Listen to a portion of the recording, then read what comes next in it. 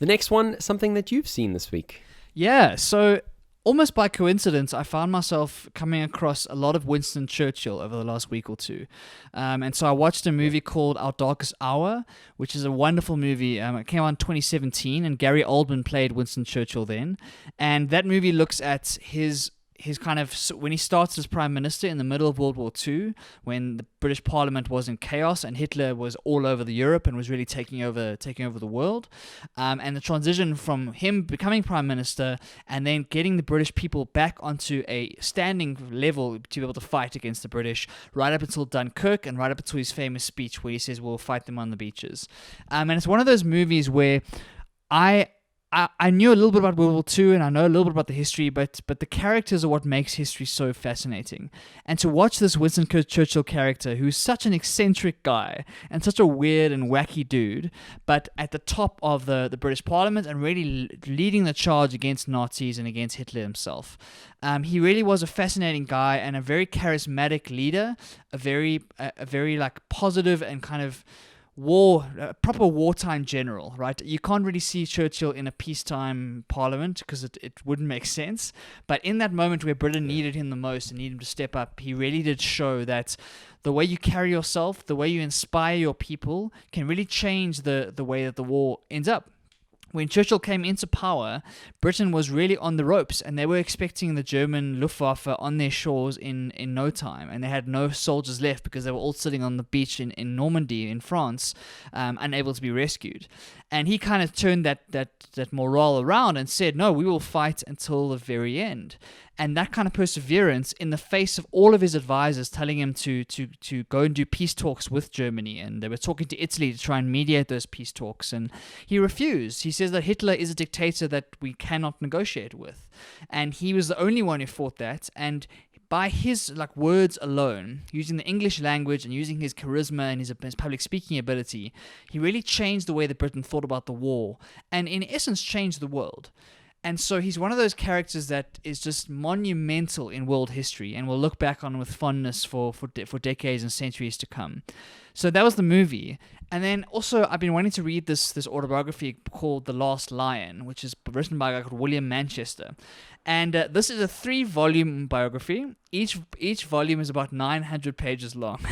So it is quite the epic, and it follows his entire life. So from when he was born to when he died. But every single person who I know who's read this and has recommended it on blogs that I read or Twitter people that I follow has given it the highest recommendation possible. So I really want to dig into it, and this movie was the inspiration for me to finally dig into the first volume. So I'm 2 chapters into the first volume. Got a long way to go.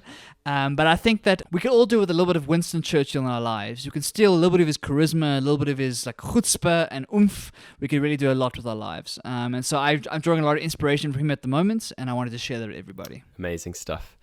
Yeah, I definitely don't have too much to add to that. I think you've certainly detailed out his life there quite well. I don't know a whole lot about the wars and sort of that history myself, but definitely need to get learning. I certainly saw a bit about his character in The Crown, which we spoke about a couple of weeks back.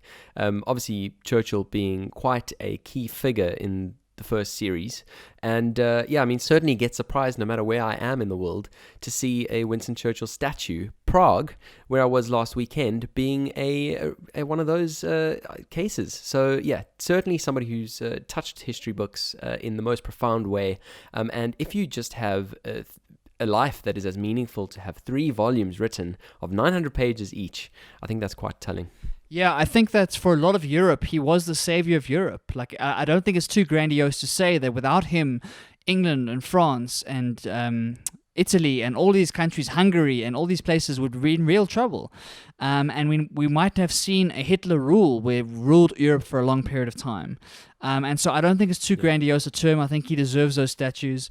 Interesting about the connection with the royal family, one of the most fascinating things about him was that he was the first person to actually deal with the royal family with a kind of detachment that most people didn't have. Previous prime ministers would kind of bow to the royal family and would be very deferent and very subservient to the royal family because of how much power they had. He kind of walked into his first meeting with King George and just kind of laid out the lay of the land and said, I don't really like you, dude, but we're going to have to work together and we have to figure out a way to do it. And he didn't treat him with the same sort of grandeur, like hero worship we often see with the royals. And what that did was actually built a relationship with King George, because for George, he realized, okay, this is just a human and I'm just a human. And they built a really special bond that went beyond politics or beyond kind of the power that they both held at that point. And it just took a little bit of like, I'm not gonna like put this guy on a pedestal. Like, I'm here to save Europe from devastation. And that was really cool to see. Fascinating stuff. Across the pond.